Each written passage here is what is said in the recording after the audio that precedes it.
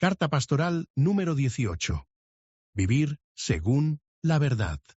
La carta de nuestro Padre, el Papa Juan XXIII, dirigida al mundo en ocasión de la fiesta de Navidad, tuvo este año como tema la verdad. Aspiración a la verdad.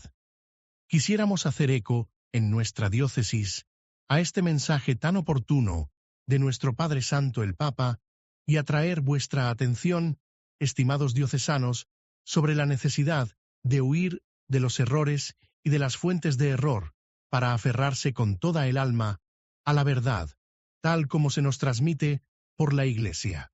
Muchos motivos deben suscitar en nuestra alma la sed de la verdad. Nuestras almas están hechas para la verdad. Nuestras inteligencias, reflejos del Espíritu Divino, nos han sido dadas con vistas a conocer la verdad, a darnos la luz que nos indicará el fin hacia el cual debe orientarse toda nuestra vida. El apóstol que expresó estas realidades con una profundidad de pensamiento y una elocuencia emocionante es el apóstol San Juan. Su evangelio, sus cartas, imprimen en nuestras almas un deseo ardiente de acercarse a esta luz que ilumina a todo hombre que viene a este mundo.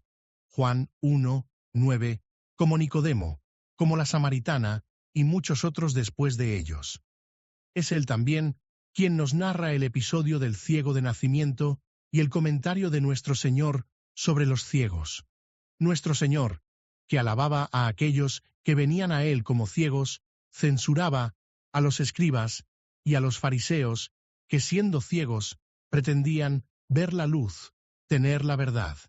Son imagen de aquellos que vienen hacia la Iglesia, maestra de la verdad, con la pretensión de imponerle sus ideas, sus propias concepciones, en lugar de venir a ella con una inteligencia siempre sedienta de verdad y dispuesta a recibirla y hacerla fructificar. Bienaventurados aquellos que abrevan en las verdaderas fuentes de la luz y que evitan las que son dudosas y desaconsejadas por la Iglesia. ¿Por qué este deseo tan profundo de las almas hacia la verdad? Es que la verdad, como lo reafirma nuestro Padre Santo el Papa, es la realidad. La inteligencia que está en lo verdadero comulga con la realidad del ser divino o del ser creado. El error, aquel que se forja su propia verdad, vive en la ilusión, en un mundo imaginario. Crea en su espíritu una película de pensamientos que no tiene más que las apariencias de la realidad. Vivir en lo irreal y, sobre todo, esforzarse en poner en práctica concepciones creadas en su totalidad por un espíritu imaginativo es, desgraciadamente, la fuente de todos los males de la humanidad. La corrupción de los pensamientos es mucho peor que la de las costumbres. El escándalo de las costumbres es más limitado que el escándalo de los errores. Ellos se difunden más rápidamente y corrompen pueblos enteros. Deber de denunciar los errores. Por eso, el deber más urgente de sus pastores, que deben enseñarles la verdad, es diagnosticarles las enfermedades del espíritu, que son los errores. La Iglesia no deja de enseñar la verdad y de señalar, por eso mismo, el error. Pero, desgraciadamente, hay que reconocer que muchos espíritus, aun entre los fieles, o no se preocupan de instruirse de las verdades, o cierran los oídos a las advertencias. Y, ¿cómo no deplorar, como lo hacía ya San Pablo, que algunos de aquellos que han recibido la misión de predicar la verdad no tienen más el ánimo de proclamarla, o la presentan de manera tan equívoca que no se sabe más dónde se encuentra el límite entre la verdad y el error? Quisiéramos señalarles, queridos fieles, en las breves consideraciones que siguen, el peligro de algunas tendencias, a fin de que las eviten cuidadosamente, y, si las reconocieran como suyas, tengan la virtud y el coraje de renunciar a ellas buscando la verdadera luz, donde se da con toda su pureza. Lenguaje equívoco. Antes de denunciar algunas orientaciones de pensamiento, queremos advertirles sobre la manera de expresar estas orientaciones por aquellos que las profesan. Se puede decir que existe hoy una cierta literatura religiosa, o que pretende ocuparse de religión, que tiene el talento de emplear palabras equívocas o forjar neologismos, de tal manera que no se sabe más a ciencia cierta lo que quieren decir. Los que escriben o hablan de esta manera esperan mantener la aprobación de la Iglesia, al mismo tiempo que dar satisfacción a aquellos que están fuera de la Iglesia o que la persiguen. Así, en los términos libertad, humanismo, civilización, socialismo, paternalismo, colectivismo, y podrían agregarse muchos otros, se llega a afirmar lo contrario de lo que significan esas palabras. Se evita definirlas, dar precisiones necesarias e incluso se las define de manera nueva y personal, de tal modo que uno se encuentra lejos de la definición usual, mediante lo cual se satisface a aquellos que dan a estas palabras su verdadero sentido y se disculpa el darles otro sentido. Esta concepción del lenguaje es la señal de la corrupción de los pensamientos y quizás en algunos de una real cobardía. Es además la señal de los espíritus débiles, que temen la luz y la claridad. Cuán numerosos son aquellos que emplean un lenguaje al cual nos han acostumbrado los comunistas y que, sin embargo, se resisten a abrazar su doctrina. Peligro de la actitud ambigua. Esta manera de expresarse y de pensar proviene quizás de un buen sentimiento, aquel de llegar a todo precio a un entendimiento con aquellos que están alejados de la Iglesia. En lugar de buscar las causas profundas de este alejamiento y de otorgar a los medios queridos por nuestro Señor su plena eficacia, estos espíritus, bien intencionados, pero ignorantes de la verdadera doctrina de la Iglesia, se esfuerzan en reducir las distancias, tanto doctrinales como morales y sociales, entre la Iglesia y los que la desconocen o la combaten. A fin de aproximarse aún más a estos alejados, se considera un deber afirmar y amplificar con ellos todo lo que en la Iglesia les parece reprensible. En eso no dudarán en hacer coro a los enemigos de la Iglesia. Haciendo así, se ilusionan totalmente sobre el resultado de su acción. No hacen más que consolidar en su error a los que son ignorantes u opuestos a la Iglesia, y no dan a las almas la verdadera luz, nuestro Señor Jesucristo y su obra de predilección, la Iglesia. Ahora bien, aquellos que no ven aspiran íntimamente a la luz, y quedan ellos mismos sorprendidos de ver abundar en su sentido a aquellos que normalmente tendrían que oponerse a sus concepciones. Su eficacia ilusoria respecto de los paganos. Así, los paganos no esperan de nosotros que les justifiquemos todas sus costumbres. Si hay algunas pocas asimilables, saben perfectamente que la mayoría comportan actos inmorales o injustos. Esperan de nuestro Señor Jesucristo su gracia todopoderosa, su obra de redención y de misericordia a través de nosotros. Respecto de los protestantes no esperan de los católicos que adopten todas sus maneras de pensar y de juzgar. Conocen sus innumerables divisiones, tanto doctrinales como pastorales. Ellos tampoco piden que abandonemos nuestra fe y nuestra unidad. Más que razones doctrinales o de supuestos defectos de la Iglesia, son hoy razones sociales, morales, una tradición secular, las que les impiden regresar a la Iglesia. Respecto de los musulmanes, lo mismo vale para los musulmanes, que se sienten felices de comprobar una cierta similitud de creencias entre ellos y los católicos, pero que no entienden y desconfían, con razón, de los católicos que fingen no ver más que similitudes entre el Islam y la Iglesia. Estos son considerados por los musulmanes como gente falsa y peligrosa, o como católicos poco convencidos de su religión y por ende despreciables. ¿Cómo no dar la razón a los musulmanes, que estiman al católico convencido, practicante, que cree firmemente en su religión y se esfuerza en manifestar la verdad y sus beneficios? Hacia ellos va su confianza y su preferencia sobre los otros. Respecto de los ambientes descristianizados, es necesario comparar estas actitudes con las adoptadas por estos mismos católicos hacia los cristianos vueltos incrédulos o hacia los ambientes que han perdido la práctica religiosa.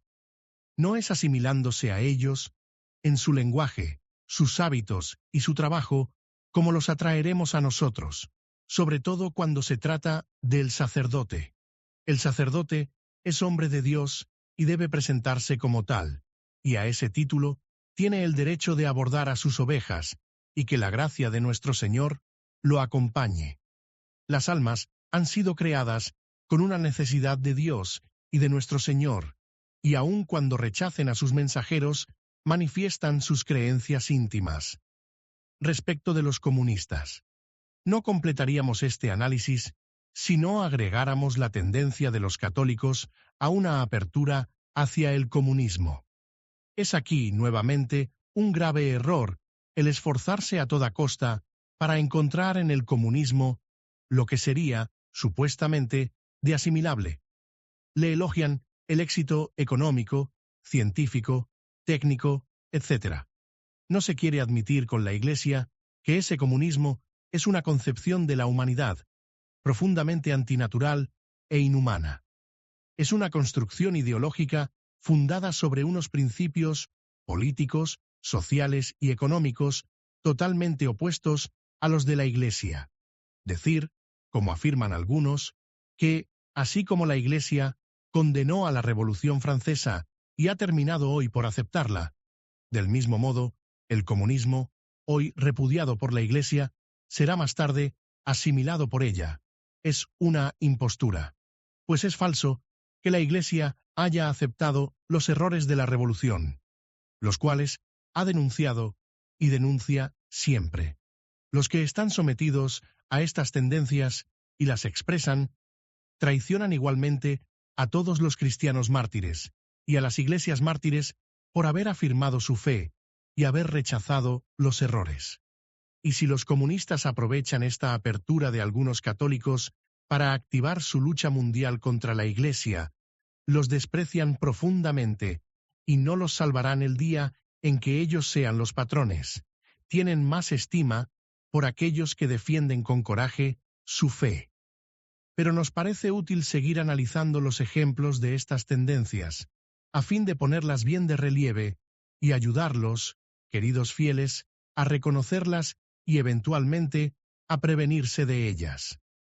La Iglesia varias veces ha precisado su pensamiento en materia de sociología o de política, entendida en el sentido de los principios fundamentales de la sociedad. Peligro del equívoco en el socialismo. Nos parece bueno examinar, bajo esta luz, lo que hoy se llama socialismo. Se puede, por supuesto, dar al término mismo de socialismo una definición nueva, más compatible con los principios de la Iglesia, pero en esta manera de expresarse existe el peligro de adoptar en los hechos la doctrina socialista a pesar nuestro, pues la concepción socialista de la sociedad forma un conjunto lógico del cual es bien difícil disociar los elementos. Decir que estamos por un socialismo creyente o por un socialismo personalista es fácil de expresar y significa que uno se esfuerza en repudiar un aspecto del socialismo. Sin embargo, si se quiere aplicar lógicamente su creencia a la vida pública y privada, hay que reconocer a Dios unos derechos sobre las personas, las familias, las sociedades. Reconocer que estas realidades tienen en Él su origen y que, en consecuencia, la autoridad de los jefes de familia, de los responsables de la sociedad, viene de Él, que no reside esencialmente en el pueblo, lo que implica expresar afirmaciones contrarias a la teoría socialista. Además, El socialismo no es solamente religioso, sino que en su negación de Dios hace remitir supuestamente al pueblo soberano, aunque de hecho, al Estado, los atributos mismos de Dios. Las decisiones del Estado se convierten en fundamento del derecho. Ningún principio de derecho es superior al del Estado.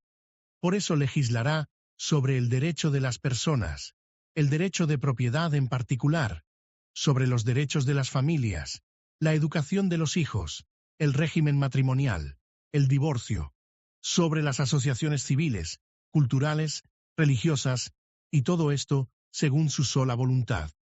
Se ve cuán difícil es no despreciar los derechos de Dios legislando sobre sus criaturas de una manera arbitraria.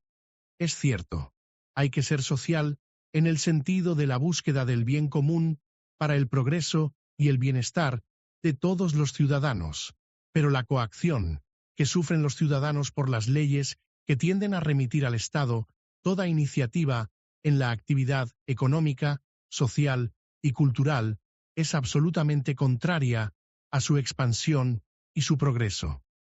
El buen ordenamiento y la unidad del Estado no exigen la supresión de las iniciativas privadas, aunque el Estado, mediante su organización y armonización, dirigirá su participación y su actividad con vistas a un rápido y espontáneo progreso de la sociedad entera, y eso con gastos considerablemente reducidos.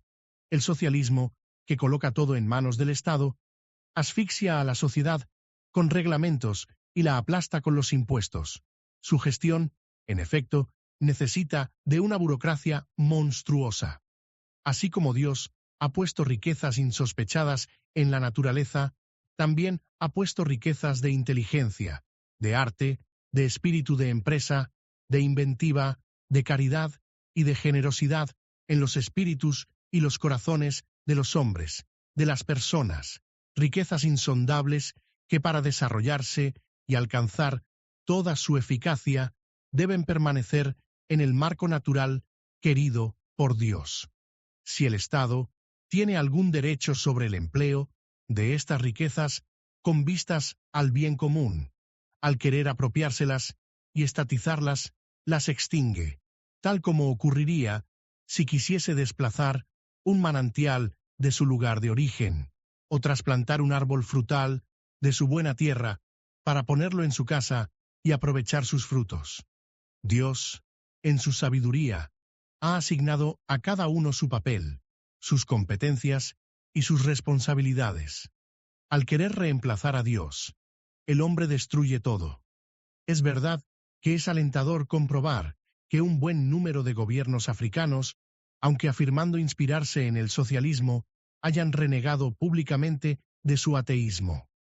Es de desear que este reconocimiento de Dios no se limite al derecho de honrar a Dios públicamente, sino que se extienda también al reconocimiento de los fundamentos y de los principios del derecho natural, depositado por Dios mismo en la naturaleza de las personas, de las familias, de las sociedades, principios que los responsables de la ciudad pueden precisar por un derecho positivo, pero no pueden ignorar sin destruir la obra de Dios, y por ese solo hecho, introducir injusticias cuyas víctimas son generalmente quienes no tienen los medios para hacer valer sus derechos.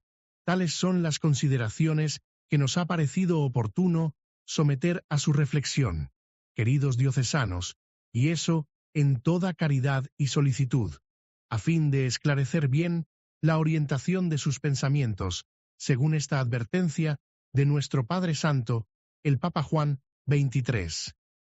Es culpable no solamente aquel que desfigura deliberadamente la verdad, sino igualmente aquel que por miedo a no aparecer íntegro y moderno, la traiciona por la ambigüedad de su actitud. Verdadera actitud del cristiano hacia la verdad. Quisiéramos, como complemento necesario a lo que acabamos de expresar, y para evitar esa culpabilidad de la cual nos habla el Padre Santo, poner ante sus ojos algunas líneas del reverendo Padre Danielou, Cuadernos del Círculo San Juan Bautista, junio-julio 1960, que expresan perfectamente la actitud del cristiano para con la verdad. Serán para nosotros un aliento para seguir adelante por un camino bien esclarecido por la luz de nuestro Señor y de su Iglesia. Si no decimos la verdad a los otros, quizás es porque sentimos que no están dispuestos a recibirla, pero también muy a menudo es por cobardía, por egoísmo, porque no tenemos el valor de enfrentar su disgusto, porque tememos desagradarlos, no nos atrevemos a amarlos verdaderamente y hasta el fin, pues amar a los otros es querer su bien, aun contra ellos mismos. Amar a los otros es ayudarlos a hacer triunfar en ellos la verdad sobre su pobre realidad diaria. Amar es ayudar a cada hombre a realizar en él el designio de Dios, y es evidente que esta forma de caridad impide conceder a los otros lo que uno sabe que no es para su bien. Quien verdaderamente ama es aquel que fielmente, pacientemente, con realismo, en silencio, pues el amor es fiel, paciente, inteligente, lleno de tacto, trata de ayudar a los otros a realizar en sí lo mejor que hay en ellos. En el mundo de hoy, millones de almas están privadas del pan vivo de la verdad, y eso, que no tenemos el derecho de tolerar, lo toleramos demasiado fácilmente. Soportar a alguien no es amarlo. No se trata aquí de combatir, sino de salvar. Uno piensa, por lo general demasiado, que no hay lugar entre el conflicto y la complicidad. Lo hay. Es el amor. El amor que no soporta ver a los hombres fuera de lo que sabe, es la verdadera vida, y que busca ayudarlos a realizar en ellos esta vida, que se dirige a todos los hombres sin desmayo. Pero si la primera de las caridades es comunicar la verdad, esta verdad debe ser transmitida en la caridad. Hay una manera de servir a la verdad que precisamente porque no se la sirve suficientemente en la caridad, termina por hacer mal a la verdad. Sabemos muy bien que puede existir algo muy impuro en nuestra manera de sentir la verdad. La verdad se convierte en asunto nuestro. Su triunfo es nuestro triunfo. A partir de ese momento, no es más a ella a la que servimos, es a nosotros. Y además, estamos satisfechos de poseer la verdad, mientras que otros no la poseen. Entonces, abordamos al otro con actitud de dueño. La verdadera actitud es muy diferente. Yo soy tan pobre como el otro. Por mí mismo, no tengo absolutamente nada. La verdad no es mi verdad. Me ha sido dada, y debería comprender cuán mal la recibo. Por eso debo simplemente darle testimonio con el sentimiento de que soy muy indigno. Lejos de decir a los otros, hagan como yo, debo decir, imiten a Jesucristo. Él es la verdadera vida. No soy más que un testigo imperfecto que se puso en su seguimiento. Lo que testimonio me ha sido dado, me sobrepasa infinitamente y es un bien común a todos los hombres. Así podré servir a la verdad en la humildad, sin humillar a la verdad. Esto es cierto también a nivel colectivo. Si el Occidente ha sido el primero en recibir al cristianismo, no es su dueño, sino solamente su depositario. Otra deformación en la manera de presentar la verdad sería buscar ante todo resultados aparentes y rápidos. Caritas patiens est, dijo San Pablo. Ser paciente con alguien no significa tomar su partido. La paciencia es una virtud eminentemente activa. Sin forzar el designio de Dios, uno entra en sus largos plazos. Es entonces una actitud respetuosa de las personas, punto medio entre un proselitismo intempestivo y una pseudo-tolerancia que colocaría todo al mismo nivel. Así vemos entonces que la unión de la caridad y la verdad es algo íntimo. Pero hay que ir más lejos todavía. Dar la verdad no solamente es una forma de la caridad, sino que ella misma es caridad, pues el amor es su objeto. La verdad, en efecto, que solo Cristo nos revela y que nos devela el fondo de la realidad es que Dios es caridad, puesto que en Él el amor existe eternamente en el misterio trinitario. Es que Dios nos ama, y que existir es ser amado por Él. Es que debemos amarnos unos a otros como Cristo nos ha amado, y debemos dar testimonio de esta verdad. Este lenguaje es claro y límpido, y nos ubica en el verdadero pensamiento de la Iglesia, lejos de los compromisos, de las confusiones y de los equívocos. Seamos y permanezcamos siempre fieles discípulos de nuestro Señor Jesucristo, firmemente cristianos, católicos, apegados a su Iglesia, que es nuestra Madre. Siempre profundamente respetuosos de las personas, pero ardientemente deseosos de verlos compartir nuestra felicidad, listos para soportar todo y sufrir todo por la salvación de las almas, salvación que está en nuestro Señor. Ojalá estas páginas les hagan entender mejor, queridísimos diocesanos, que el verdadero y más seguro medio de ser caritativos y hacer algún bien alrededor suyo es que se muestren totalmente cristianos, que Jesucristo se manifieste en ustedes y por ustedes, en sus palabras, en sus acciones, en toda su vida, que la Virgen María los ayude en todas las circunstancias a llevar a Jesús en ustedes y a comunicarlo a las almas. Es nuestro deseo más ardiente. Monseñor Marcel Lefebvre. Carta Pastoral. Dakar, 26 de marzo de 1961.